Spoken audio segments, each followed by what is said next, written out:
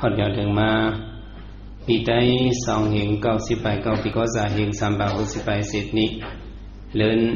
12ลองเลยมา13ค่ำปีคริสต์2เหงไป5เลินโนเวมเบอร์เลยมา27วันตำดีจองเสียสุขเวงนำคำเฮาเจ้าเขาเลยมาพุทธปีปังตราอุมันทำโฮมสารในเขาดัง15วันว่าจะไหนเลยวัน13มื้อไหนพร้อมมือสุขเฮาหาไปฮอตราเฮาไปทำตราไหนเฮาอ่อนกันส่งในเมตตาถึงวิญญาณสัตว์ทั้งสิ่งทั้งหลายโฮมกันกำหนึ่งก่อนว่าจะไหนเลยซื้อมาทำตราทั้งหมดทั้งสิ่งอ่อนกันหอมมือทำดีๆว่าจอมหลังเฮาเจ้าปอกหนึ่งเย้าก็กันโฮมกันส่งเมตตาฮับเมตตาซ้อมกันกา3ปอกในเมตตาไว้วางผู้คนนะให้กลางดอตังเป็นเมตตาไว้วางผู้คนนะให้กลางดอตังเป็นเมตตาไว้วางผู้คนนะให้กลางดอตังเป็นเมตตาไว้วางผู้คนนะให้ตั้งละตั้งเป็นเมตตาใส่เฮาข่มหอมเบาให้เศร้าลดผีขินเมตตาใส่เฮาข่มหอมเบาให้เศร้าลดผีขินเมตตาใส่เฮาข่มหอมเบาให้เศร้าลดผีขินเมตตาใส่เฮาข่มหอมเบาให้เศร้าลดผีขินสัตวาดังซื่อให้มนต์ซื่อตอนเดือสึนกัดเย็นสัตวาดังซื่อให้มนต์ซื่อตอนเดือสึนกัดเย็นสัตวาดังซื่อให้มนต์ซื่อตอนเดือสึนกัดเย็นสัตวาดังซื่อให้มนต์ซื่อตอนเดือสึนกัดเย็นสัตนาดังซื่อให้มนต์ซื่อตอนเดือสึนกัดเย็นสัตนาดังซื่อให้มนต์ซื่อตอนเดือสึนกัดเย็นสัตนาดังซื่อให้มนต์ซื่อตอนเดือสึนกัดเย็นสัตนาดังซื่อให้มนต์ซื่อตอนเดือสึนกัดเย็นวิยาวิสาดังซื่อให้มนต์ซื่อตอนเดือสึนกัดเย็นวิยาวิสาดังซื่อให้มนต์ซื่อตอนเดือสึนกัดเย็นวิยาวิสาดังซื่อให้มนต์ซื่อตอนเดือสึนกัดเย็นวิยาวิสาดังซื่อให้มนต์ซื่อตอนเดือสึนกัดเย็นเป็นส่งยินมาเมตตาตราเฮาหาหับกัดเย็นเป็นส่งยินมาเมตตาตราเฮาหาหับกัดเย็นเป็นส่งยินมาเมตตาตราเฮาหาหับกัดเย็นเป็นส่งยินมาเมตตาตราเฮาหาหับกัดเย็นไหว้สีส่งในฮับอมิตรายะซื้อมาทำตราดังหมดทั้งสิ้นโยกีสังขารเจ้าเขาผมในโยกีคนใจอีกเลยคนใจซื้อมาทำตราเขาพิสมาขันนั่งไข่กดเฉลี่ยทำตราการในกดนั่งไข่กดดิทำเอาตราการเลยยุโยกีเจ้าเขาผมในโยกีนั่งยิงอีกเลยนั่งยิงซื้อมาทำตราเขาพิสมาแต่ก็อ่อนกันนั่งคุบเขาทำเอาตรากะเพราะว่าพูดมาในเผาพุทธสิมว่าพื้นใส่ไหวลมสีทำเอาตราเขาเจ้าตีสนาการในระยุตำแหน่งวันใบเขาเจ้าเขาได้ขึ้นมา10 ตรามังกราไม้22เนี่ยมังกราไม้22ในบนคำราบินเจ้าขึ้นตั้งไว้กาถามาเที่ยงโหนึงการาวะนิวัตโตจะสันตุติสักเดญยุได้ ท่านกราวจานิวัตโตสัตตันดุนติสักกะยุตาตำหนักว่ากาทำไมเช้าสองในกราวจาวะเนาะเท่าหลุดได้มีลองตั้งกราวะเนี่ยมันเป็นข้อกรรมปาลิในปองว่าลองตั้งนับยำลองตั้งสังก็ในโลกาคงกลางลงในว่ายันมุนคำราเป็นเจ้าหันถึงไว้ว่าหลุดได้มีลองตั้งนับยำกันหลุดได้มีสังกันการวจาวะพวกมีลองตั้งนับยำกันนางไอ้เข้าเป็นมังกรลีเอาคนเพียเนี่ยเจอสุกว่าอ๋อลองเลยนับยำกันเนี่ยอยู่เนื้อขวางตีเลยเฮียงเลยเสียมว่าหลุดได้มีอยู่เนื้อเฮินก็หลุดได้มีลองตั้งนับยำเนื้อเฮินอยู่ที่เนื้อเมืองก็ลองตั้งนับยำเนื้อเมืองหลุดได้มีอยู่เนื้อมันหลุดได้มีลองตั้งการวะเนื้อมันเนื้อส่วนเนี่ยมันเข้าเป็นสังเนี่ยเข้าเป็นมังกรลีเอาคนเพียว่าการวจาเนี่ยทางว่าเจอสุกว่าเอาเป็นโกนมาเพราะมีลองตั้งนับยำการว่ากันว่าในสิ่งล้อกาเนี่ยมันเต็มห่างดีไรจังดีห่างดีไรห่างดีไรการวจาเนี่ยดูเลยมีลองนับยำกันทางว่าเจอสุกว่าลองเลยการวะเตียการวะตะลาหนังไอ้เขาดูเลยอ่อนกันปองเสือไว้สืบพัดดันมันเนาะครับในโลกาคงกลางลงในฟิงทุ่งฝ่าฟิงทุ่งมันเขาดูเลยคู่ป่องฟิงทุ่งกันโกนคือหนึ่งเลยคือหนึ่งโกนเมืองหนึ่งเลยเมืองหนึ่งเขาดูหูลองอันเขานับยำนั่นเพียงหนังอันเป็นนับยำมีดังกระว่านั้นซื้อเขาซ้ำกับดูลายมันผิดเตะสองผิดมันผิดฟิงเงเปิ้นมีไว้ในเปิ้นนับยำไว้ฟิงเงฝ่าฟิงเงมันเขาซ้ำกับดูลายฟิงเงเปิ้นในเขาเนี่ยเดี๋ยวเลยว่าเป็นโกนเลืองกับที่เรียกว่าเป็นสังกะเป็นก้นเรื่องกายย้อนเบอร์ในก้นนักกำพาสังในเปิ้นเหลมันดาวเมืองเปิ้นกะกูมันกูเมืองหนังไอ้เปิ้นนับยำฟิงเงกันเด็ดๆฟิงเงเมืองหนึ่งในเมืองหนึ่งเหมือนกันสิตะเขาได้เข้ามาเหลีนะเมืองมาเนาะเนี่ยฟิงเงเมืองมาในเป็นสังในเปิ้นได้เห็นเล็บเห็นด้วยเหตุเปิ้นสังเข้ามาตีกะเหลีเมืองไทยเนี่ยก็อ๋อฟิงเงเมืองไทยพี่น้องไทยเขาเปิ้นเห็นนับยำสังเนี่ยในเปิ้นเล็บเห็นด้วยลีเห็นหนังเฮือเต็มเต็มกันรู้ลายเจาะอันเปิ้นนับยำนั้นในมันเป็นเปิงลงมันแต่ได้เป็นก้นอยู่เศร้ากับดำดินเนอโลกาคงกลางในเฮาบ่เลยเป็นก้นหยินเงนั้นซ้ำโดยเลยมีลองตั้งการวะนับยำกันทำไมตีเนอศาสนาพระเป็นเจ้าเฮาเนี่ยลองเรียนนับยำเนี่ยมีไว้10เปิงมีหลายเปิงก็ซื้อสุขว่าหนังเขาบ่ได้เป็นพรดีกุศลนั้นเนี่ยเขาอ่อนกันว่าจอมเนาะพุทธการวะธรรมการวะสังฆการวะสิกขาการวะสมาธิการวะอัปมาตาการวะปฏิสันธาราการวะฮิริการวะอัตตปาการวะอิญญามญญาการวะในเป็นเนื้อศาสนาคำพระเป็นเจ้าเฮาในพระเป็นเจ้าเฮาในไว้ว่าการวะมี10เปิงมีหลายเปิงก็หมายหนึ่งในพุทธการวะในชื่อสุขว่าเฮาหลุดเลยเป็นพระเป็นเจ้าในเป็นที่เฮาที่เลยไว้สาการวะเฮาเป็นเจ้าคืออย่างพุทธภาษาในพระเป็นเจ้าเฮาเนี่ยเฮาหลุดไว้เป็นติทอดติเมียเท่าเฮาได้เลยนับย้ำเนาะเฮาก็ดูลายพระเป็นเจ้าเนี่ยมันไหลเนาะดูพระเป็นเจ้าเลสังเนาะกับปัญจังในหุ่นหังพระเป็นเจ้าเลสังกุงก้นหมุนเงาพระเป็นเจ้าเลสังเนี่ยเฮาก็ดูลายค้าขายเนี่ยนั้นสำดิมาสร้างโซตูพาเนี่ยสร้างโซขึ้นตูเจ้าเก่าไว้สองเดสร้างโซสร้างโซตอนสิว่าเป็นหุ่นหังพระเป็นเจ้าเฮาสมามันสำเจอพระเป็นเจ้าเต้ๆลงอ่ะเฮาเคยเห็นเห็ดเนี่ยเฮาก็เห็ดปิ้นเห็ดเป็ดมันไหลเนาะย้อนเปิดสังพระเป็นเจ้าเฮาเนี่ยมันจะเป็นก้นแถมสร้างปารมีมาสิสังจีไปเซนกำภายเป็นพระกิเลสอาสวะมุ่ยหมดหยุดเกี่ยงและยันสปิยุตามาเสิแหละเป็นพระมาเนี่ยเฮาก็ดูลายหุ่นหางมันเจ้าเนี่ยก็มีดังผิดดูลายตัวมันเจ้าเนี่ยก็เมื่อปานพระเป็นเจ้านั้น เขามาด้วยเป็นหนังคือ คนเอาคำสุปปุตตะเขาเลยสั่งนางสิงสามานาเขาเลยสั่งเทวทัตเขาจะได้เลยสั่งเขารู้ไหล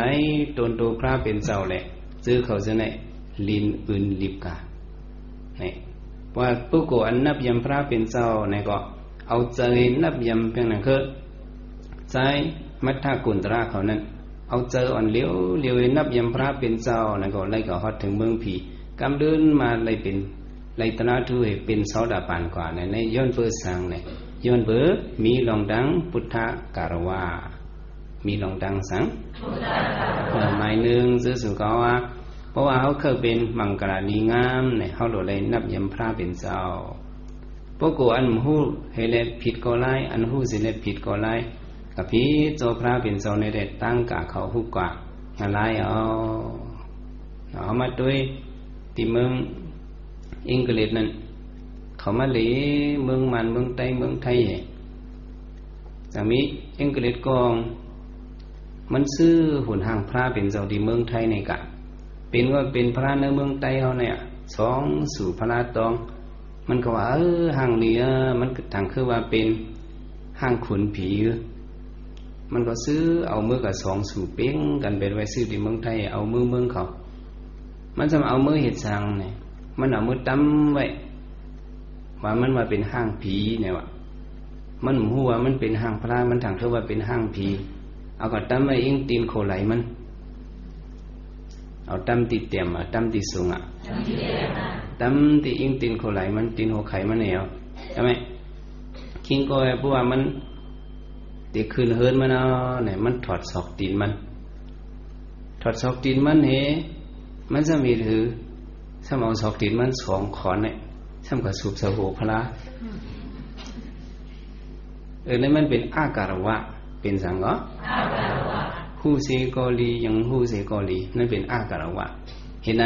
กูวันพวกมันถอดศอกตีนมันเอาสูบโหพระ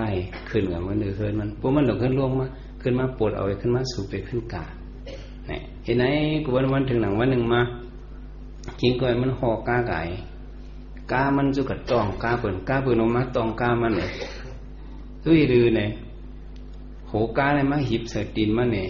เอาตีนมันตั้งสองขอนให้ปุดไปละย้อนเบอร์สังในย้อนเบอร์พุทธอาการวะย้อนเบอร์สังก็เบอร์มันนับยำพระเป็นเจ้าแหละมันเป็นกับจึงนั้นเนี่ยเขาหรือว่าลีเจอมือหรือว่าในปันมันก็ก็การลีรู้มันหน่อยจนตัวมันหัวเพื่อสิว่ามันเป็นอันเก่าเนี่ยก้นเมืองมันก็ซึ่งยินข่าวมันเนี่ยเขาจำเป็นใต้ก่อกันสุกลีตัวมันเพื่อกับตัวกระเฮือนมันทำไมใต้ก่อมันก็เป็นมันในจุกหันโจเมื่อเห็นไหนอย่างโจในมันเป็นพระเป็นเจ้ากุ่งก้นหมุนอย่างเด็ดๆเนี่ยก็เป็นมันในมันตำมักหมายเจอมันเก่าว่าย้อนเปิงมันเอาศอกตีนสูบโหพระเป็นเจ้าเลยตีนมันจังปูดเนี่ยเขาเป็นก็จังเป็นเขาย้อนเปิงสั่งเนี่ยเพราะว่ามันนับยำกับเห็ดโจเนี่ยมีไว้มันจำเป็นสั่งเนี่ยมันเหมือนเรื่องหนังน้ำเหมือนหนังเหมือนขึ้นน้ำพวกกับหยิบโจเนี่ยก็พวกกับมันปักเขาตีนเอามาด้วยอีอ่อนก้องอยู่ดังโขตุ้มตั้งยานเขาเปิ้นเอาพระเป็นเจ้ากับขายเมืองไทยพระเป็นเจ้าเปิ้นเอาเปิ้นมันลักเอาดิจ้องให้กาหนังพระไม่อันพระจุกเนี่ยมือเจ้าสำเหยียดตกไว้อิงตาหน้ามืออีชาวอ่อนก้องมันทำกับหันโจมือพลายหนังเป็นเตะคำไม่เป็นมือเอียนอ่อนมันจะกับหันโจหนังมันว่าโอ้หนังเป็นมือพลาเนี่ยทำเก็บกับตาน้ำเปิดสีว่ามันนั่งกับอาบน้ำเอาเนี่ยมันนั่งสมัยหรือซ้ำเอามือพลางกับสีไข่มาเนอะมิ้วเบนลีเดะเอามือพลางกับสีไข่มันสีฟ้าตีนมันอ่ะเปิดสีว่ามันนั่งอาบน้ำยังไงมันออกมาเอามันนั่งเป็นก้นหย่องกับเป็นก้นเสือในมันเป็นสังเนี่ยพุทธะอาการวะย้อนเบอร์ว่ามันนับยำพระเป็นเจ้าเนี่ยถามเขามาด้วยเป็นอะไรก็คนเมืองตาลีปันเขาเป็นเหตุไว้จะมือปันเมื่อก่อนนั้นหุ่นหางพระเป็นเจ้าเอาหมักหินลงเอาเข็นพาหินลงเหตุไว้พระสมียสุลงจู้ไว้เขากับย่าพระเป็นเจ้า เอากล้องเอาอำยาวลงให้ถ่ายตับซึกลงเอเรียนลงเอยื้อปันอมิงเอยื้อพระเป็นเจ้าก้นนั่งกำผาอันกันสารขัดมันเป็นเครื่องเก่าโคมอนในหลวดซิมไว้ตั้งกำผาเนี่ยเขามันถอมให้เขาเอาอำยาวลงสังลงยื้อปันพระเป็นเจ้าในกวนลู่เลี้ยวเบ็ดโมเลยสารนั้นแทงคือ2-3 เดือนก็อเมริกันก็มาเอามาปุ้มโยวันเมืองเขาก็เลยปุดปังกาในมันย้อนเปิดสั่งในพุทธะอาการวะเนี่ยหมาย2ในซ้ำเราเป็นธรรมะการวะหมาย2ในเราเป็นสังธรรมะการวะเขาหลุดเลยนับยำตลาตีเลยนับยำสังนับยำตลาวัธรรมะการวะเนี่ยเป็นนั่นคือโยกีเขามักเจอเหตุการณ์ตลาเนี่ยเขาเช่นเป็นโยกีเนี่ยเช่นหลุดเลยนับยำตลาหลุดเลยนับยำสังเป็นนั่นว่าเขาหมายมีไว้ในข้าวยำลูกก็ลูกข้าวยำนั่งกันตลาก็มานั่งกันตลาข้าวยำถ่อมตลาก็มาถ่อมตลาข้าวยำเจ็ดตลาก็มาเจ็ดตลาข้าวยำไปก็ไปแต่ว่าเขาเห็นจมหนังพิงทุ่งอันหมายมีเขาตั้มไว้เนี่ยมันป่องว่าสั่งในป่องว่าเขานับยำตลายเอาว่าเขาซ้ำจอมเพียงหนังคือเป็นมานั้นเนี่ยมันเหมือนดังว่าเขาเป็นธรรมะอาการว่าเขานับยำตลาว่ามันนับยำตลาใน2-3เตเป็นมังกรมันเป็นไรสุก็ว่าเขานั่งการวิปัสสนาตระเขาหลุยักด้วยขันถาเขามันกึมเป็นรู้เขาหลุหูจอมกูองกูดีหลุเลยมีสติตระกูขิงกูเข้าเพียงเขาเจ้าเขากับเมื่อวานเขาหลุดมีสติหูจอมหรือสิเนี่ยมันก็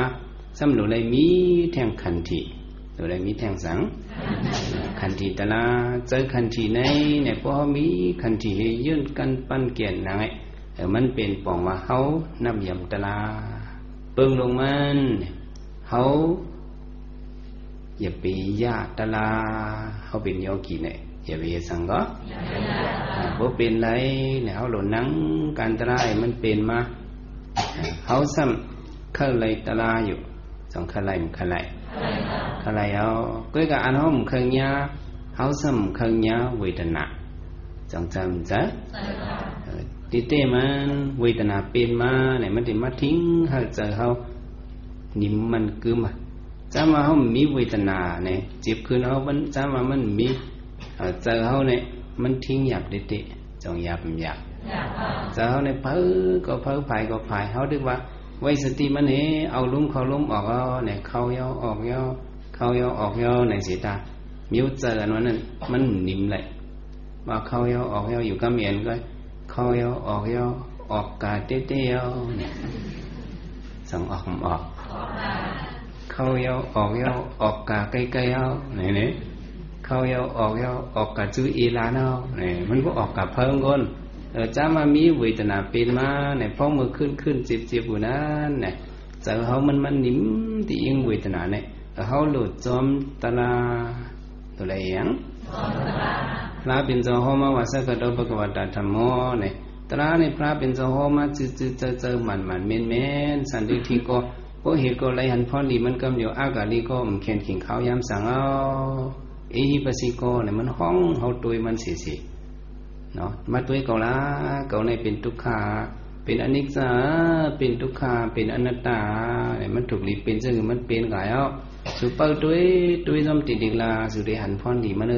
นี่ยตาลาเนี่ยก็ห้องเขาอยู่วักcái cả sang mà hậu samเคยตุยตะลามเคยจอมตะลามเคยยักตะลาคุยนะเป็นมาเนี่ยพวกเขาไก่ย่ามันถึงตีไหนก็เนี่ยมันเหมือนดังว่าเขาข้าไรตะลานั่นเหมือนกันเนาะย้อนเพราะฉะนั้นเขาหลุดเป็นธรรมะกันแล้วว่าโอ้พระเป็นเจ้าห้อมาเขามีขันติเคยงกขัดใจยืนด้วยมือละมาเย็นอะไรก็จังไงไว้สติมาจับตีอิงลุงเขาลุงบอกเขาจังไงฟื้นก่อนรวยnào hậu chờ hậu này mất biến với chân hừ này biến với chờ sòng miêu biến với chờ lại miêu chờ nắp dầm ta la miêu nừng chờ ẩm nắp dầm biến miêu nừng nó chờ nắp dầm ta la rồi nênมันเป็นเจอหางไหนเจอใครคัดเจอเหตุสร้างหางป้องกันตะละอ๋อยืนกันเอาเลยขันเถียวเลยตุ้ยละเฉพาะจอมเฉพาะเป็นดูในติกๆละเนี่ยมันเป็นเจอหยุ่มยำตะละเคยการเจอแท่งอันหนึ่งเนี่ย ถ้าเป็นเจออันบ่อยู่เหยี่ยมตระเป็นเจอทิฏฐิวิสิกิจสายเข้ามาไอ้เจิมหูหนังสันพินพิพรว่าเป็นมือไอ้เมื่อกี้มายืนเมื่อกันว่าเจ็บปานตายมั้งครับเนี่ยเจิมหลีในสมาส่วนเขาใช่ละมันดังมาพอได้หลายวันมันทุกวันก็เกิดแทง2-3 วันไปมันทุกเอาก็ไอ้ใช่ละพอจ่าเช็ดก็มันทับดูเอาเนี่ยดังไงมันเป็นเจอธรรมะอากาศว่ามันล้อมเหตุโชย่าเอาเลยอย่าไปให้มันเป็นเนี่ยเขาหลุดเลยมีสั่งหลุดเลยมีธรรมะการวาเขาหลุดเลยเอาตะลาวานี่แหละเอาสั่งวะเอาตะลาวามันปันลีมากก็เลิกเลยลีมันเจ็บขึ้นก็เลิกเลยมันเจ็บขึ้นมันเจ็บขึ้นก็เลิกเลยมันเจ็บขึ้นเขาหลุดมีขันทีเขาใหญ่เดี๋ยวเลยมีสั่งใหญ่ขันทีเยอะไว้สติเหมื่อขัดสร้างทางปองเหตุจอมตะลากว่าเนี่ยมันเป็นธรรมะการวะหมาย3เนี่ยซ้ำหลุดเลยเป็นสังฆการวะหลุดเลยเป็นสังก็หลุดเลยนับยำสังฆเจ้าก็คือเป็นมังกรในแต่เลยนับยำพระนับยำสังฆเจ้าย้อนเปิดสังในสังฆเจ้าในเขาเจ้ากุ้มเกี่ยมแถมใจศาสนาคำพระเป็นเจ้าเฮามาเนาะตีเจมือเจ้ามหากัสสปะพระเป็นเจ้าเอานิพพานเอาในอันเปิดแถมมาเป็นการคำพระเป็นเจ้าสายข้อเสียงสายกำพระเป็นเจ้ามาอย่าไปเฮ่อห้องอย่าไปเฮ่อหายเนี่ยเป็นสังฆเจ้าเขายอเนาะตีหน้าหอโตเฮินขำเป็ดคู่ของอุตสาทั้งหมดทั้งสิ่งไงมันนุ่งไหมพาลงสังการเนี่ยทำการศาสนาคำพระเป็นเจ้าป้าต่างสังขยนามาดิกทำตระเป็นเจ้าอย่าไปเฮ่อห้องหายเจ้ามหากัสสปะเขาในก็สังขยนาไม้1เขาเจ้าต่างมาเจ้ามหายศาเขาในก็สังขยนาไม้2เจ้ามหาโมกลิพุทธเดชะมัทธิเขาในก็สังขยนาไม้3โยเจ้าเขาเมือง4โหในก็ต่างมาสังขยนาไม้4เจ้าเขาเมืองมันเมื่อปันคนเอาคำมังดุงนั้นต่างมาไม้5ปันเจ้าสุยใต้เขาเจ้านั้นต่างมาสังขยนาไม้กำ6เนี่ยทีไหนสังฆเจ้าเขาปันพูดกันในทิ้งมาจะเป็นเจ้าคืออย่างพุทธปฏาสังสิ่งก็อ่อนกันเอาคู่ของสีเพื่อให้กุ้มเกี่ยมแถมใจให้ศาสนาคำพระเป็นเจ้าเฮาในศาสนาเฮาเป็นเจ้ายืนศาสนาคำพระเป็นเจ้ายืนยาวมาต่อถึงวันเมื่อไหนในเปิงลงมันอินแห้งลงมันมีติสังฆเจ้าเขามีติเผอมีติสังฆเจ้าเขาในเฮาดูหูนับยำถึงกลุ่มก้นมุนเงาสังฆเจ้าเขาสอนปันเฮาลองลีเสียมกาตูเขาเจ้าในก็แก้งกำอันจันสูงสีเฮาสมาสอนเฮามีศีล5เฮาหันตะลาเฮาป่องเสียงตะลาใครในเฮาสับเลี้ยงในเฮาเนี่ยเฮาหลูฮู้จักกลุ่มคนหมุนเงาสังฆเจ้าเนี่ยเฮาหลูเลยนับยำสังฆการวะหมายสีในซ้ำเป็นสิกขาการวะเป็นสังก็สิกขาการวะเนี่ยเฮาหลูนับยำก็อันมีสิกขากุงสิกขาใหญ่สีเฮาเนาะก้อนกุงสิกขาใหญ่สีเฮานั้นนี่ว่าเฮานับยำในก่อนนี่เปิ้นว่าเฮาเป็นก้นหูคอยเฮาก็เข้าเป็นมังกราลีงามเปิงหนึ่งยาวเฮามาด้วยที่ในศาสนาคำพระเป็นเจ้าเฮาในก็ปุณตาสิกขานี่พระเป็นเจ้าก็ตไว้เป็นเปิงหลงมันย้อนเปิดสร้างในศาสนาคำพระเป็นเจ้าเฮานี่สังขารยานก็นำมาพ้องมือพระเป็นเจ้าห้อมไปปิ้งยัดสิขาปุกนะลองตัดเห็นนับยำกันพระเป็นเจ้าห้อมไปว่าสังนั้นเจ้ายาหันเขาก็นำมาว่าการหนึ่งตีหนึ่งอองเอาในมังปองมังเลยเจ้ายาหันเขามีเป็น5 ปักมีเป็นเฮงมีเป็นหมื่นก็อยู่เศร้าตีเดียวกันเนี่ยว่าเห็นนะเนาะเนี่ยมังเจ้ามังปามาอยู่ในศาสนาก็ซ้ำมีลองตั้งสิกขาการวะหมอนับยำพวกโกสิกขาวายะว่าเห็นนะเนาะในถึงวันหนึ่งพระเป็นเจ้าเลยตั้งเจ้ายานเขาอ้อนกันกับเผียวที่จ้องอ่อนอันหนึ่งว่าเผียวขายเอาในปุ่นตาพระเป็นเจ้าได้เตือนมีไว้กันถากุฏิเนี่ยถ้าพระเป็นเจ้าอยู่เสาอ่างของมันเจ้ากัดเย็นเนี่ยตื้นเห็นไว้ปันก็ไม่จื้อเป็นเจ้ายานเขาตั้งเสียงได้ก็ส่วนที่เธอก็อยู่กับที่ท่านไงพระเป็นเจ้าก็ตื้นว่าไว้จำมาเฮามีอ่องอยู่ที่เสาที่กันที่จ้องทีไรเอาต้นไม้เห็ดเป็นจ้องเขาเองอยู่เสากาพระเป็นเจ้าสั่งสอนตะบีตะปานไว้เห็นไหมว่าเห็นนั้น เผียวมาที่จ้องหนังเนาะเนี่ยเจ้ายาหันเอ็นเขาเจ้ายาหันอ่อนเขาซะเนี่ยซ้ำอ่อนกันก็เอาที่อยู่ไว้ทาคำสื่อของเขาเจ้าเป็นก้นหนุ่มก้นกำไปกับเขาตั้งเอาเขากับเผียวฮอดอันตั้งเปิ้นว่าเผียวก็เขาก็เอาไว้อ่องหลีมันให้อยู่เช้าเอาบันทัดได้ก็เขาสั่งเขาจะได้อยู่เช้ากันก็ไม่เปิดซื้อเจ้ามาไปลื่นในสัมเป็นเจ้าว่าเยาว่าลงเผียวมากก็ซ้ำมีอ่องอยู่อ่องนอนเขาเจ้าก็อยู่เช้าเป็ดตาตุนไม่ก็อยู่จอมอยู่ไม่อยู่จอมกลางป่างไอ้ไหนนั่งกันตระกว่าทั้งคืนอันเป็นเจ้าสารีปุตราก็มันเจ้าไล่อ่องอยู่มันเจ้าจะก็อยู่อิ่มกันตะกูที่พระเป็นเจ้าสมิต้นไม่ต้นหนึ่งมันเจ้าก็นั่งเข้าพระสมาบัติติดเตาต้นไม้นั่นเนี่ยยาวกว่าตั้งคืนเห็นนั้นถึงนั่งกลางในเจ้าพระเป็นเจ้าลูกมาหันเจ้าอย่าหันมีต้นไม้ในเจ้าเนึงพระเป็นเจ้ามาปั่นเสียงไอมาปั่นสั่งเหรอลองว่าพระเป็นเจ้ามาหิมมันเจ้าเอาในพระเป็นเจ้ามาปั่นเสียงไอจ้ามาพระเป็นเจ้าที่เข้ามาในการในจ้องเสียตีในเจ้าจ้องมีไว้ในจ้องในเลยมาปั่นเสียงไออันตั้งเพราะเหตุนั้นเนี่ยก็พระเป็นเจ้ามาเอาเนี่ยเจ้าสารีปุตราก็ยินเสียงไอพระเป็นเจ้ามันเจ้าก็สั่งลูกเหพระเป็นเจ้าสั่งทำเป็นเจ้าเลยพองเมืองจำเลียงมาเนาะเป็นเจ้าเลยไหนคาราเบียวเป็นเจ้าสารีปุตราคาย้อนเปิดสังเจ้าสมานอนมากิ้งมาอยู่ที่ไทยย้อนเปิดวันเนื้อกันเนื้อจองมันเต็มหมดแล้วแหละคาราเบียวเขามันได้อ่องอยู่จังว่ามาอยู่เช้าที่ไทยคาพระเป็นเจ้าสั่งว่าในศาสนาเก่าพระเป็นเจ้าเนี่ยตัวตูเขาเจ้ายังดึกมีอยู่ในยาหันเอ็นเขาเนี่ยหมอนับยำเจ้าหลวงเขายังเป็นเนี่ยพระเป็นเจ้าสั่งห้องปังกุมห้องปังกุมสั่งขาเจ้าเขาว่าห้องปังกุมสั่งขาเจ้าเขาตั้งเสียงพระเป็นเจ้าสั่งว่าเจ้ายาหันเขาน่ะเจ้าอยู่เช้าที่ในศาสนาคำพระเป็นเจ้าไหนเนี่ยลองนับยำกันนั้นเขาหลุดเลยมีเขาได้เลยถือไว้ลองนับยำกันในเจ้ายานเขามังซื้อสั่งว่าหลุดเลยมีค่ะเขาได้เลยถือนับยำกันคำพองว่าบุญนับยำเนี่ยเขาหลุดนับยำเจ้าอันเป็นคือขุนนั่นมังเจ้าสัมวาจังไหนมังเจ้าสัมวายังเจอเขาหลุดนับยำเจ้าอันเป็นยาหันตามังเจ้าสมาหลุนนับยำโซดาปันมังเจ้าสมาหลุนนับยำสักดากรรมหลุนนับยำอนากรรมหลุนนับยำยาหันตาคำพองหลุนนับยำเจ้าอ่องปิดกระสามกองเห็นไหมว่ามากุมิวมิวพระเป็นเจ้าสังวายังเจออันดีสิเปิ้นได้เด็จึงหนังว่าพระเป็นเจ้ากูสู่เหตุมาตำวางไว้ปักเปิงมันทีเลยเอาว่าทีเลยเอาสั่งว่าเจ้าเลวายอย่างนี้ก็ทีเลยนับยำเจ้านั้นในจังหวะในศาสนาพระเป็นเจ้าเขาอันวายอย่างสิเปิ้นเนี่ยเป็นเจ้าก้อนดิ่งยาเป็นเจ้าเลย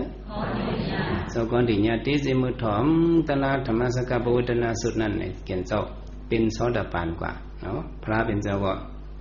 ห้องอิหิบิคุยเขาเจ้าเป็นยาหันเนี่ยแต่เนี่ยทีเลยเอาว่าเป็นยาหันตาคนไรเพราะว่าผู้ดูสินในใหญ่สิมันเจ้าเนี่ยตื่นแต่เลยเจ้ายาหันตานั้นแต่เลยนับย้ำไว้ซาพวกกูอันเป็นว่าอย่างสิมันเจ้านั้นพระเป็นเจ้าเห็นไหนตั้มปักเปิงมันกะเนื้อศาสนาก็อยากเป็นเรื่องไหนอย่างจะเอามาด้วยกันเนื้อโลกาคงกลางบ่ไรว่ามาด้วยกันลุ่มกันใจเนี่ยว่าเผียวมาเนื้อลุ่มเผียวมาเนื้อห้องการเนี่ยแต่เลยนับย้ำก่อนเป็นอกธามันสังจำจ้ะมังจื้อเป็นเสลีว่าสังว่าฉะนั้นอายุได้ก็เยอะสิอันเป็นอกธานั่นเนอะก็กับอกธาในพวกเอาจันมันว่าป่าว่ามันใหญ่ลำใหญ่ทีเลยนับยำก็นะเนอะพวกมีลองนับยำสิขากันนางให้ก็มันเข้าเป็นมังกรายเอาเนี่ยจังหวะจื้อสุก็ว่าอ่องละอ่องนั้นที่เถอที่นั้นเนี่ยเขาหลุดเลยหมอนนับยำกันเพราะว่าเขาหมอนนับยำเขากะเนี่ยก็เขาก็อยู่เนื้อเกเปิลก็เขาทำจ้างเป็นสังเนี่ยจ้างเป็นก้นเรื่องจ้างเป็นสังจ้างเป็นก้นเรื่องกะเขาหูจับฟิงเปิลเป็นอย่างก็เจ้าเขาเกลีตั้งเบิ้งเขต กะหลีที่ซื้อดินตีป่ามาหินหนอนั่นเขาจะมีไว้ฟิงทุ่งเขาเลยเขานับยำกันไว้เป็นอะไรก็สาวอาสมาเขานั้นเขาย้อยหูเขามันมีไว้ใช้จึกหนังไอ้พวกกัดจันในมันไหล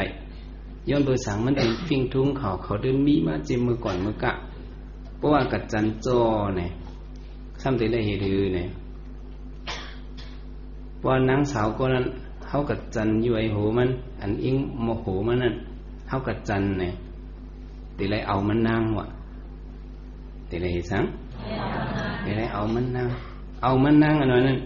เพราะมันนางเจอก่อนเลยเพราะมันนางก่อนไรเจออ๋อใจเหมาก้อยมัดจันย้อยหูก่อนเลยมันเจอก่อนเขาก็เจอมันเลยเด็ไรเหตุผูมันกับกำเสือกิกาเพราะว่าเขาสำกัดจัน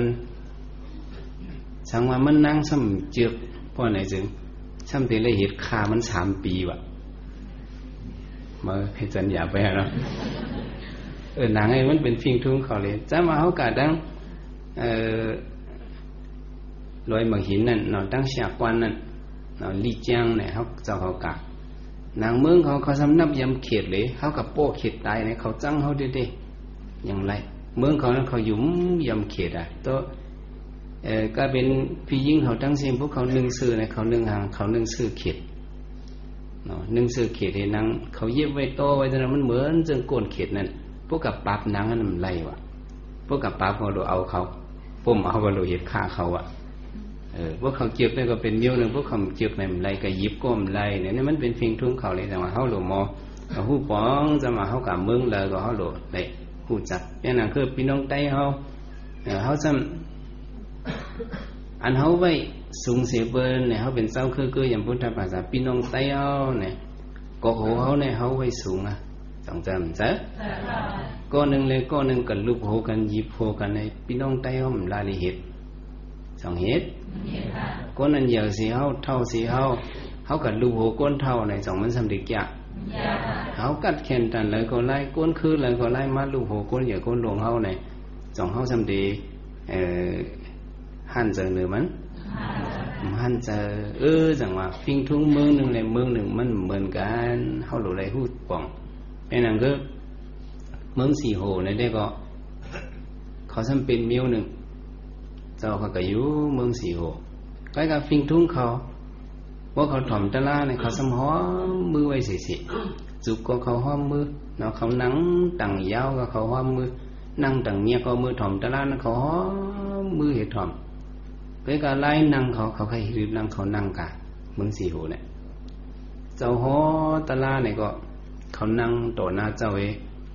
ใครนั่งยิ่งเคยนั่งใครกดก็นั่งใครนั่งปุ๊บเขาก็นั่งเนาะหมังจื้อสมีหรือนั่งให้เอาตีนเขาเลื่อนจูเจ้าเขาผ่าตีนเขาบนลำมืดมันเป็นฟิงทุ่งเขาเลยก็ไม่ต้องมาโกโหไต้เอาเนี่ยเด้เขาหยิบก็เขาหมุนบ่พร้อมเลยเนาะเขาไว้ว่ามันเป็นติดสูงตีนในได้มันเป็นติดเตี่ยมเนี่ยก็มังก้นมังคือพวกก็อยู่เขาไม่ตีนเขาเนี่ยเขาผิดจะในเขานับยำเขาจังว่าเขาดูจากฟิงทุ่งอ่ะมีเจ้าไต้เอาปางก็อยู่เมืองสีโหก็ไหมเพราะว่ามันจะขี่ปัสกาให้กาจำที่กึดตีหลักมันกึดนั่นเพราะเห็นนะเนี่ยกาลาในสมอนกันลูกมาเลยเนาะลูกมาเลยเพราะว่ากาสมหบปลิกมันอะสมเหยียบปลิกมันสมกึ่งก้างกาในเอากึดกาไปเลยไอ้ก้นใจกองมันก็สมวือลงร่วมมาจูเจ้าจ้างเอียนป้าน่ะเจ้านั้นสำนังไว้กาก็งุบลงมามันก็หูลงมาก้นใจก็มันจะไม่หรือมันจะสร้างตัวมันไรมันจะเอางอกสอบกับดอกเถอะก็หูเจ้าจ้างป้าอะไรเนี่ยเจ้านั้นก็มันก็จีบกับเต้ๆห้องมังอะไรในห้องเต้ๆว่าอะไรเนาะกำหัวมันนี่กาก็เกิดขาดไปแล้วก็ไม่เผื่อมันไหวด้วยเผลอมาตากหูเขาในเนาะเผื่อด้วยไอ้กล้าเอางอกสอบเต้าหูไงมันจะก็แค่จะลำกันเลยก็ไม่ว่าด้วยทำจะโกนเมืองฮาก็เป็นเมืองกล้าแล้วทำใจดื้อก็ไม่ไอ้กล้าก็อ่านหนามันกันเด้ๆมันก็ว่า มันก็มาห้องเจ้าเขาอีกห้องหน่อยเขาห้องว่าสาธุอ่ะเขาห้องหมดเจ้าอะไรเนี่ยสาธุ I'm sorry เนี่ยมันว่าค่ะขอขมทีๆเต่าเจ้าโหเจ้าเนี่ยทางเครื่องมันเดี๋ยวว่าอย่างนั้นก็แต่ว่า I'm sorry ขึ้นมาดูก็โหเจ้าไงเนี่ยมันเป็นฟิงทุงเมืองละเมืองอันก็ไม่สิกขาการว่าเนี่ยก็อันสิกขาวายาสีเฮาเนี่ยเฮาหลุดเลยนับย้ำเพราะเฮานับย้ำก็มันเข้าเป็นมังกรายซ้ำเทียงเปิงนึงสมาธิการว่าอีสังก็สมาธิการว่าเนี่ยปุกโกอันมีสมาธิลีสีเฮาเนี่ยก็เฮาหลุดเลยนับย้ำเขาเจ้าว่ะในมันมาเข้าดีเนอะโยกีเอาเขามาเข้าการตราเนี่ยปุกโกอันมีสมาธิเนี่ยเปิ้นนังการตราก็เปิ้นมีอิงตรีตาเปิ้นด้วยก็เปิ้นมีอิงตรีตั้งกว่าตั้งไปเปิ้นก็เปิ้นมีอิงตรีไว้สมาธิเจอนิมให้กาลอยไปลอยสติอยากการตราก็ไว้ดูนิมเจอนิมปุกโกมิวไหนโยกีมิวไอ้เนี่ยเลยนับย้ำเขาเจ้าส่งเลยนับย้ำมันจะขัดใจนั่งการตราหึงฮี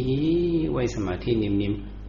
ก็ไปกับฮิมันก็ได้ไปลอยๆพวกอันดังตาอยู่นั้นเขาทำไปกับยิงเขามันก็ตืบตีมปึ้งนะ2 3 ตึกยากพวกก็เห็นนั้นในเมืองดังว่าเขาก็ดูไล่สมาธิเขาเจ้าเขามีสมาธิการว่าอย่าไปให้อะไรเป็นจังเขามาเป็นโยกีเขามาเข้าการตราอะไรก็นั่งฮึบเปิ้นสมาธิเปิ้นเต็มดูนั้นเขาหลุดเลยนับยำจนเปิ้นนั้นเจ้าจังว่าเฮาที่ไอเลสังเฮาได้คิดตามเลสังเฮาอย่าไปกึ่งกลางไอกับคำสื่อเฮาปั่นเสียงมันอิน ในอินเฮาต้องไกไอผู้เป็นฉะนั้นก็นั้นมีปัญหาเฮาก็มันก็สติจ่อแต่มาเฮากึ่งกลางห้องบังในก็อย่างเงี้ยก็นั้นนั่งขอนบ่เคยไปคั่นนี่จังจำเจอแต่ว่าพอเฮาจำได้ไอมาเนี่ยเฮาเอาเสียวหัวพาจิตอ่อนเฮาต้มโสภาให้เฮาไอเนี่ยมันเข้มแบบเสียงมันก็บ่แห้งมันเหมือนว่าเฮามีการว่านับย้ำสมาธิเปิ้นก็ไม่แทงอันนึงหมาย6ในอัปปมาตาการว่าอัปปมาตาเนี่ยเป็นหนังคือเมื่อวานเจ้าฮอกอัปปมาตาเนี่ยมันบอกว่าคนมีสติคนมีสังก็คนนั้นมีสติในเนี่ยเฮาหนูในนับย้ำเขาย้อนเบอร์สังเนี่ยพวกคนมีสติตลาลีในเนี่ยเขาต้องกึมเป็นอิสังก็เขามีสติดีต้องกึมคำหมายตลาเนี่ยก็เขาไว้สติดีเขาต้องว่าให้มันป่องว่าสั่งไหนเป็นคนมีสติดีเป็นคนสั่งก็แต่มาเขามีสติเขาดีสติเขาจ้าเพราะในจึงกำเอ็นก็เขาบ่ลืมส่งลืมเขาดูเหตุสังในอยู่กำเอ็นเขาสมบูรณ์ลืมกันในเขาสมบูรณ์เลยอิงปึงเจออย่างเพอในอิงปึงก็อันสติลีก็อันสติลีนั้นเขาหลุดกับปึงมันไว้ก็รู้เหตุนางผู้มาขุกสลายจอมาตกก็อีนึงด้านหมอกเขาก็อีนึงเนี่ยในกับอิงปึงเขาส่งในอิงปึงในอิงปึงเขานั้นมันป่องว่าเขานับย้ำเขาอย่างว่าอัปปมาตะการว่าในหลุดเลยนับย้ำก็อันลงลืมนั่นก็อันลงลืมในมันเป็นพวกโกสังเนี่ยเป็นพวกโกมีสติผู้หันตละเหตุการณ์ลองกี่เซมว่าพวกโกอันมีสตินะในถึงขิงถึงข้าวมันเขาหู้ขิงหู้ข้าวมันในเขาโมเหสร้างหางปองโมปันสติกว่าแต่ว่าหลุดเลยมีลองดังนับยันก้นอันสติลีนั้นเนาะก้นอันมีสติอย่างนั้นเขามาปันสติเขามาเห็นจังไหนมาจำจังเป็นไหนไว้สติละในพวกกูมีไว้ก็เขาหรือใดนับย้ำเขาทำแทงหมายจิตในปฏิสันธาระการวาปฏิสันธาระการวาเขาอยู่ในโลกาโคงกลางเนี่ยหนังให้ก็หลุดดิปฏิสันธาระการวาเพราะว่าก็หันโจกันเนี่ยก็หลุดได้ต้งตักกันคำสื่อว่าพระเป็นสวะตีเลยอยู่เป็นสื่อตีเลยต้องตักกันนะตีเลยต้องตักกันเป็นหนังคือเขาเป็นไตเนี่ยเขาก็หันกันอยู่ในกินวันหรือว่ามาสูงค่าเนี่ยเขาได้เป็นฝิ่งเงี้ยเพราะเขาก็ต้องตักเปิ้นที่ไหนอ่อนตังไหนนะวันนั้นเขาอ่องปีเปิ้นเอาพระเป็นเจ้าเขาเนี่ยปฏิสันธาระการว่าในพระเป็นเจ้าเขาเจ้าตื้อเสียสิเพราะว่าเปิ้นมากันโตพระเป็นเจ้าเขาเนี่ย พระเป็นเจ้าต้งเปิ้นอันตังลาดต่อเปิ้นอันตังตักเปิ้นอันตังพระเป็นเจ้าเปิ้นตักมันเจ้าอันตังมันเจ้าตื้นตักเปิ้นอันตังเจ้ายานเขาลูกตังเลยมาอยู่ดีทรงวันว่าองค์ที่เจ้าเขาอยู่เศร้านั้นอย่าบดียังคำเรียมเต็มทนเป้งป้อเจอว่าเนี่ยถามกันสื่อหันตะกาเขามาก็ตะกาเขาอยู่เมืองเลยมาอยู่ดังเลยมาลองกล้าลองขายเป็นหื้อเนี่ยพระเป็นเจ้าเนี่ยตึงลาดความต่อเป็นอันตังจังหวัดซื้อสุกเขาฮะเพราะเขาเป็นปฏิสันทาระการว่าในสิ่งลองตาติดต้งตักเปิ้นนั้นอย่าไปตกเลื่อนอย่าไปเป็นสังอย่าไปตกเลื่อนเพราะเขาต้งจอเป็นอันตังในวันนั้นแหละเขาตอนสิมันสิมีมิวอ่ะตกเลื่อนในมันหลีสองดีดีอันหลีในตกเลื่อนในมีมิวเหลียวก็หนังนั้นเป็นสังไหนอย่าไปพรมตายพอตายให้มันจะเหตุการณ์หลีอ่ะหลังจากมันจะหนังให้ได้ดีตกเลื่อนหนูต่างซื้อต่างเปิงหรือเลยต้งเปิ้นตักเปิ้นห่มโจมเปิ้นหนังไอ้ปฏิสันตาระเนี่ยเพราะห่มโจมเปิ้นเนี่ยก็เปิ้นก็มืดเฮามาเปิ้นก็นับยามเฮาหนังไอ้มันเข้าเป็นมังคาลีเปิงหนึ่งเอาซ้ำแตงเปิงหนึ่งเนี่ยฮิริการวาวะตั้งกูตั้งอาย วะดูในมีตั้งอายมิ้วมันดีเหตุนั้นอย่าไปเหตุในเป็นตั้งอายเนี่ยมังซื้อมังมิ้วมันสันขัดฟิงทุ่งเฮายินเงเฮามิ้วไอ้เฮาหลุดในเงืองเวพวกเงืองเวเนี่ยนะมันเป็นสั่งในเป็นฮิริการวะซ้ำแตงเปิงหนึ่งหมายเก่าเนี่ยอัตตปะการวาวะหลุดในมีตั้งโกตัวเลยมีสังตัวเลยมีลองโกยามาพวกเขาเห็ดมิวไอ้เนี่ยที่เป็นอกุศลเนี่ยตัวเลยโกมิวเนี่ยเนาะพวกที่เหตุการณ์มึกมึมซึมเจอเนี่ยมิวเนี่ยตัวเลยโมโกอ่ะเพราะว่าโมโกเนี่ยมันเป็นอัตตบาการวะเนี่ยเขาหูป๋องเจอกับเหตุการณ์ลีนั้นเขาหมองเงืองเวมาให้มันเข้าเป็นมังกรเดียวอันว่าโกอันว่านั้นตาได้เหตุกุศลได้อย่าไปโกตาได้เหตุการณ์นี้แต่เลยโกอ่ะไม่โกมังเชื่อในพวกได้เหตุการณ์ตั้งดีซ้ำโกเลยเนาะกาลาเขากับเหตุการณ์ตระวิปัสสนาก็โกเจ็บมิวให้มันเจออัตตปาการวะมันเจอในมันโกมิวให้เป็นห้องว่าโกมถูกว่ะโกจังก็โกมถูกติมันการตั้งดีในเฮาสำหรับอะไรเป็นโกจังหือหรืออะไรเป็นโกมไรเหตุหรืออะไรเป็นเหรอโกมไรเหตุจำว่าการตระวิปัสสนาเพราะว่าเฮามาเหตุขิงเนี่ยเนาะมื้อนาถ้าไปมาติเป็นหือเนี่ยจองเฮาสำเร็จลามแหละจองสุก็เฮาสำเร็จอยู่ดีปีชั้นเหมือนในกูวันวะเหมือนไรเสียสมาสำเร็จอยู่ดีปีชั้นเหมือนในกูวันวะว่าไรเนาะตู้ขันเท้ามันจังเล็กไรกูขิงกูเข้าเลยจังว่าเฮาแต่เหตุการณ์ทั้งดีนั้นเนี่ยเฮาอย่าเปียกกูเลยเหตุเฮาหลุดเลยคัดเจอเฮาบ่เลยตั้นเหตุอันต่างซ้ำแตงเปิงหนึ่งกำเนิดสุดอินยะมัญญาการวะเป็นจังเนาะอินยะมัญญาการวะเนี่ยเฮาก้อนหนึ่งเลยก้อนหนึ่งตัวเลยหมอนับยำกันตัวเลยหมอเฮ็ดจังดีกันตัวเลยหมอนับยำกันเพราะว่าก้อนหนึ่งเลยก้อนหนึ่งเปิ้นก็ไว้น้ำหนักเหนือเขาก็ไว้น้ำหนักเหนือเปิ้นเนี่ยว่าสองปานาหลังไว้น้ำหนักต่อกันมีลองดังนับยำกันเนี่ยมันเข้าเป็นมังกรลีว่าพระเป็นจอข้อว่าจังว่าทำมาด้วยตีนสัตว์กะอันหนึ่งสัตว์หนึ่งเนี่ยนกคำพระเป็นจอเขาเป็นนกใช่ไหมสารีปุตราคามกรันขาจำเป็นลิงเงตั้งจ้างก็จะมาอยู่เสาติดต้นไม้หย่องต้นเดียวกันนกคำพระเป็นเจ้าเป็นนกเป่าให้มากินหมักไม้หย่องให้พวกเยาก็สำคัญมิ้นกะไก่ลิงว่าพวกมันต้องไม่เคยกินมาเนี่ยมาหากินติดต้นไม้หย่องมากินเมืองหย่องมากินตั้งกินตั้งเยี่ยมติดต้นไม้หย่องมากินหมักไม้หย่องให้ขึ้นกาไปจ้างว่าพวกมันเคยกินมาเนี่ยมาเอางวงมันให้ตายกินเผื่อไม่หย่องซะเนี่ยเห็นไหนกาเลยเขาซ้ำตัวมังพวกมังแล้วมังยากันเผอก้มตุ้งเผอก้มตักเสียงต่อเผออยู่มันวะเห็นนั้นถึงมาหนึ่งปอกหนึ่งเนี่ยมนต์คำพระเป็นจอ นกคำพระเป็นเจ้าอันเป็นนกน่ะอันเป็นนกเป่าเนาะเป็นนกเป่ามิวนกเป่านะเขาก็กินหมักไม้ไว้ต่างเสื้อต่างมิวคำกินเป็นนกเป่าอะไรสั่งมาจ้างลิงเนี่ยเขามาอยู่ที่ไทยเนี่ยก้อนหนึ่งเลยก้อนหนึ่งก็อยู่เพยอยู่มันก็หนังไอ้มันตกโถเขาสามารถหันกันเดี๋ยวกูขิงกูเข้าเขาโดดเลยมีลองตังนับยำกันเขาดีเลยถือมีลองดังนับยำกันนกคำราเป็นเจ้าสั่งมาเนี่ยเขาโดดเอาต้นไม้หย่องหนังไอ้ว่าเนี่ยวะพอสำอายุใหญ่สิพอเขาสำผู้เนี่ยวะโดดเลยนับยำก้อนอายุใหญ่กี่สิเขาเนี่ยใช่ไหม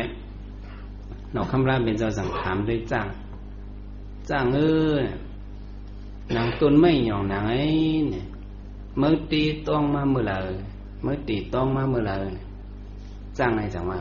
นางเขาต้องต้นไม้หย่องอย่างนี้เมื่อเขาตึกตัวตึกตัวเล็กนั้นก็มาเผียวที่กองหนังไอ้มาหันโจดต้นไม้หย่องไอ้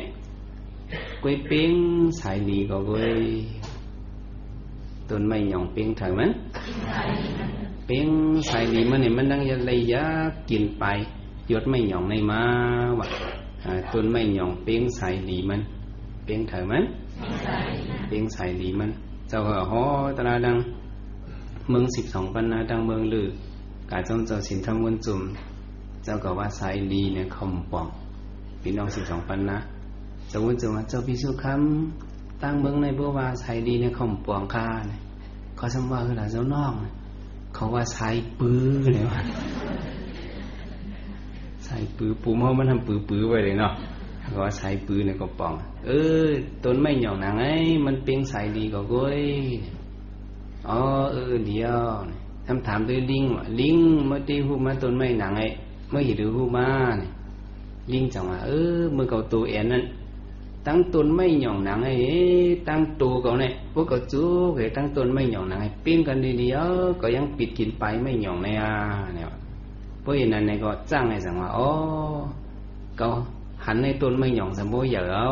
ลิงเมื่อมาหันต้นไม้ในดังเอ็นเนี่ยลิงเมื่ออาศักใหญ่เขานับยำเมื่อเนี่ยจ้างสำนับยำลิงว่ะทำไมลิงเต็มตั้งจ้างหนังขึ้นถามด้วยนกเป่าเมื่อจะมีถือหู้จากต้นไม้หย่องหนังไอ้เมื่อตีหูมันเป็นนกเป่าสั่งว่าลิงตั้งจ้างว่ะกาก่อนต้นอ่อนตีกองหนังไอ้มันมีต้นไม้สีต้นเขาหูได้ว่ะแต่กาเขาก็กินหมักไม่หย่องไอ้ก็ซ้ำเอามาดังไอ้ก็มาขี้ตัวไว้ไทย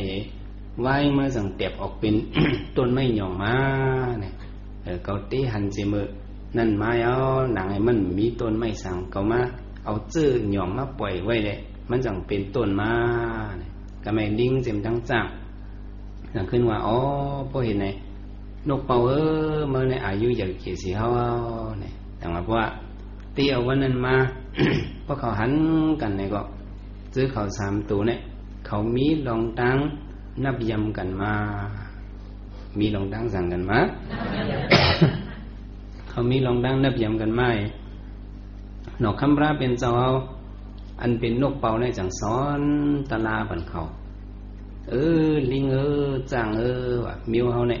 เขาเป็นมิวกินเผือไม่ก้อยตั้งเขาเป็นนกเป่าเขากินผักไม่ก้อยแบบมิวนกเป่าอันนั้นเนี่ยเขากินต่างมิวเขาก็กินหมักไม่หลายๆก้อยเนาะเข้าว่าช่างว่าจะในคำกับยาองเขาเป็นจะมาเป็นกับปืดจ่อเขาในเขาหักในมุมว่านกเป่าก็กินข้าวเมื่อเสียมิว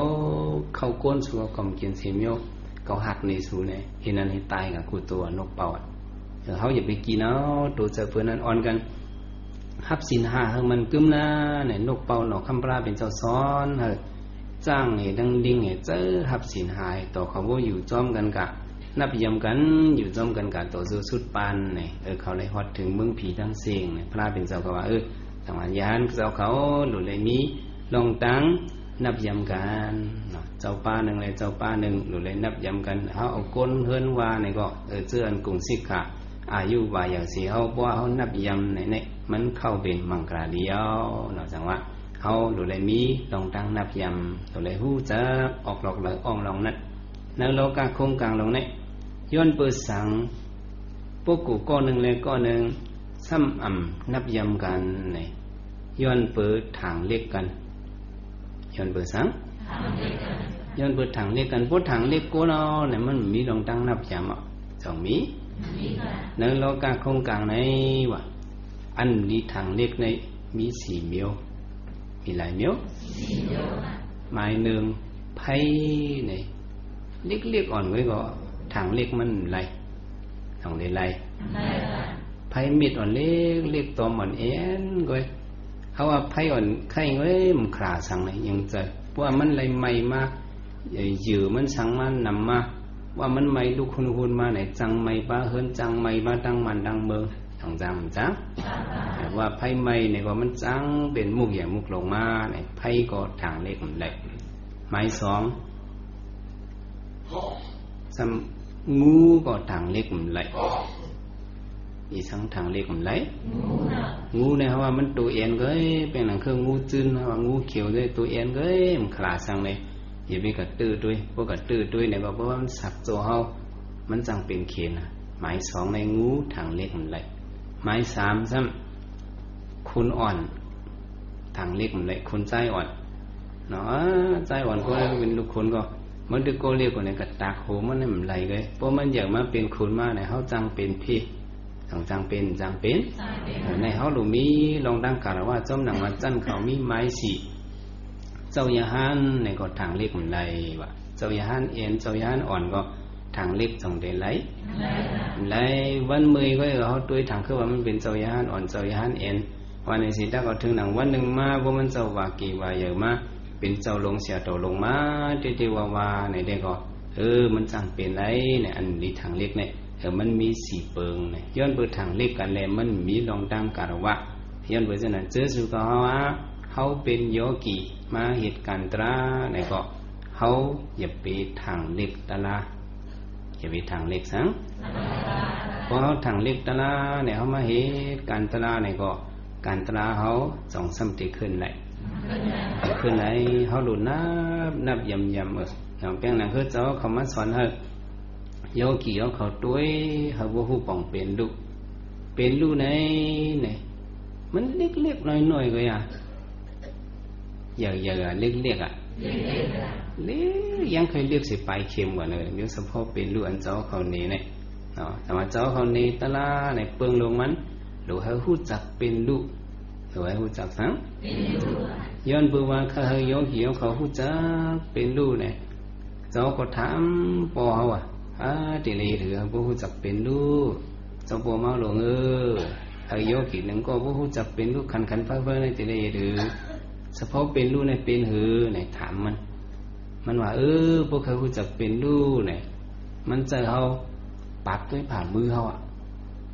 ปัดด้วยผ่ามือมาล่าเนี่ยเจ้าเขาปัดด้วยแห้งๆว่ะปั๊บเนี่ยแห้งๆผ่ามือเฮาจ้องเผ็ดซีดๆไว้ซีดเฉพาะมีไว้เป็นเฉพาะเป็นลูกเนี่ยมันสอนเจ้าเขาเลยเจ้าเนี่ยก็มั้ยอันไล่ปอเนี่ยมันจะนั่งกันตนาเนี่ย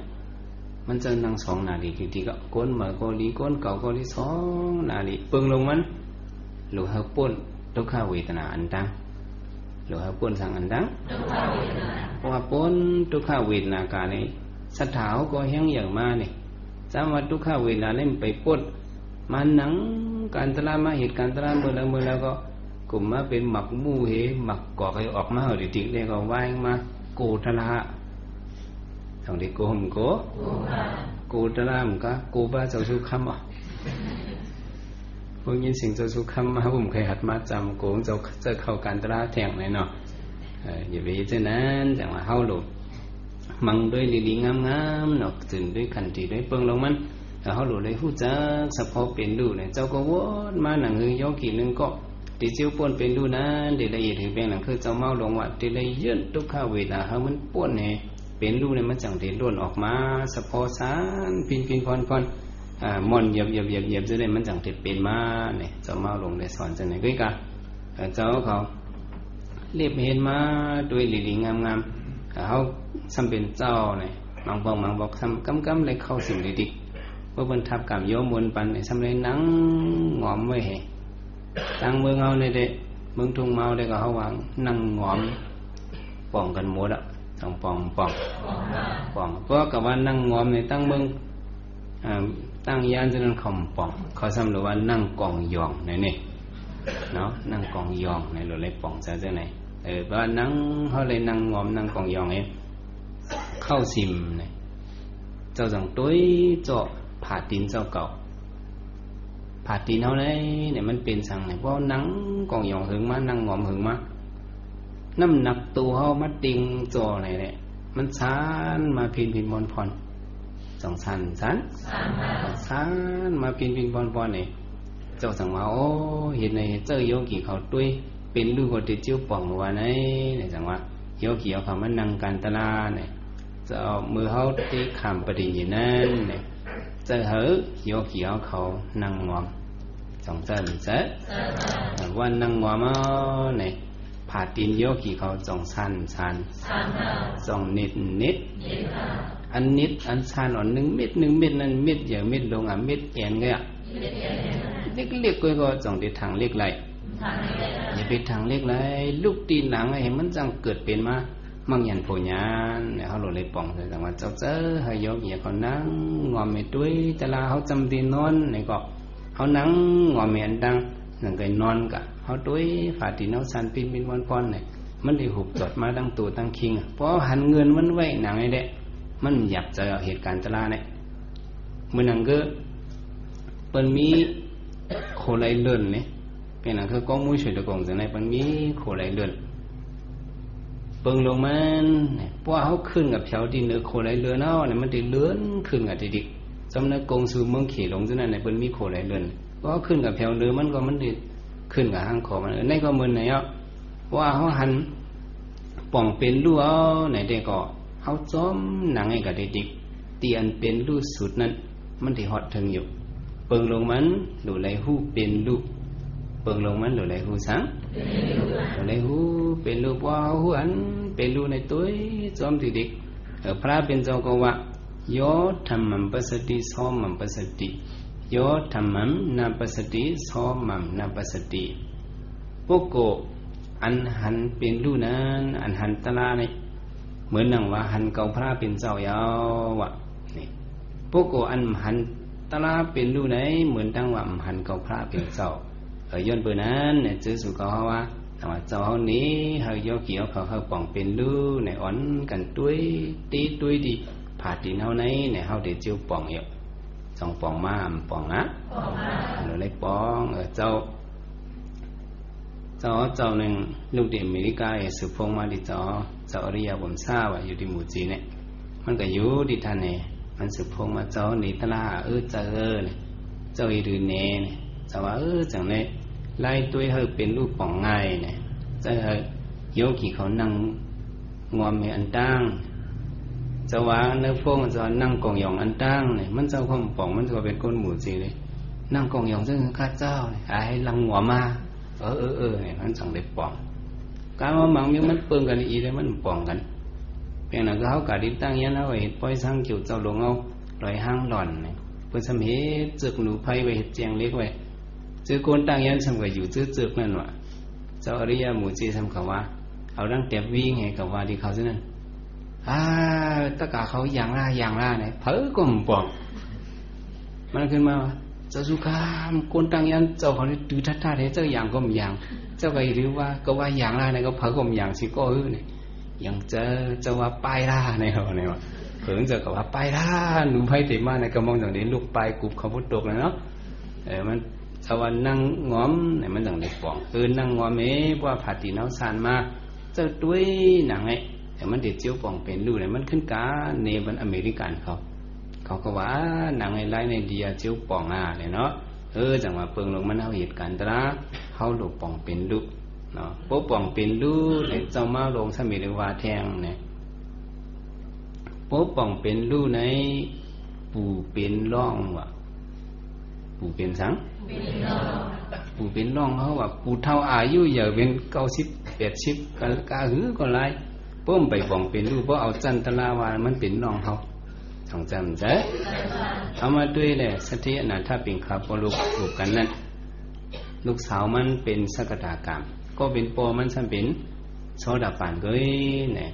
อันเป็นสติลงอนาถปิงในลูกสาวมันว่าดีมัน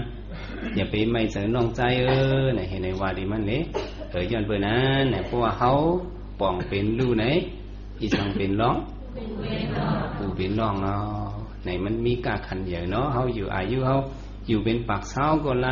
เพราะว่าเขาหมูจักเป็นลู่ไหนเนี่ยมันมีกาขันว่าพระเป็นสังฆมาที่นั่นธรรมปทานั้นยอมเลยซึ่งไหนเนี่ยซึ่งสุขเขามาเหตุการณ์ตลาเนี่ยก็เขาดูมี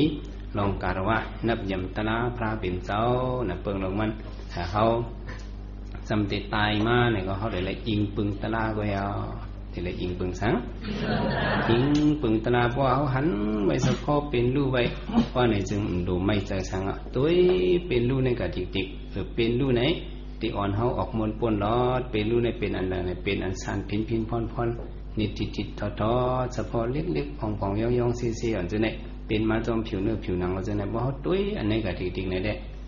มันได้อ่อนเขาถึงบางอย่างโผล่อย่างในอ่อนกันป่องเฉยจำนำว่าเมื่อในเขาจะมามิตรตารางเขายามมันเต็มทนกันเลยเขาย้อนเกิดกันไหนซื้อมาถมตราดังหมดดังสิ่งเนี่ยก็อะไรมีดังก็เราว่าเต็มทนเสยสีอะไรชื่อว่าถึงมาผลนิพพานติกันตีเย็นเต็มมีเพเขียนสีกำเลยตาเนาะกุศลมีปีนันมีใหญ่มีนังเอาคาเสียดกะไรทานบารมีมาหลายแสนกำพาทั้งสิ่งทั้งโลกในสิมปีสิมสังสิมสัจสิมกุศวินิยาสัตวานักสัจจาวนีอนันตสัจจาวนีทั้งสิ่งแก่นดอมจมสาธุอนุโมทนาไล่คำกุศลจุปิงกันสิ่งสีกันดิคาโนสาธุตานาเมศีลาเมภาวนาเมเราเจ้าข้าทั้งสิ่งทั้งโลกอย่าโตคงโตหายพีหิมอำไลคนหิมอำไลสัจวาหิมอำไลย้อนฝากฟังไว้นั้นโมเจเอากะต่อเต้าหอติยอดจันสาอามาตะนิพพานาติกะเยนสิกัมติกาโนสา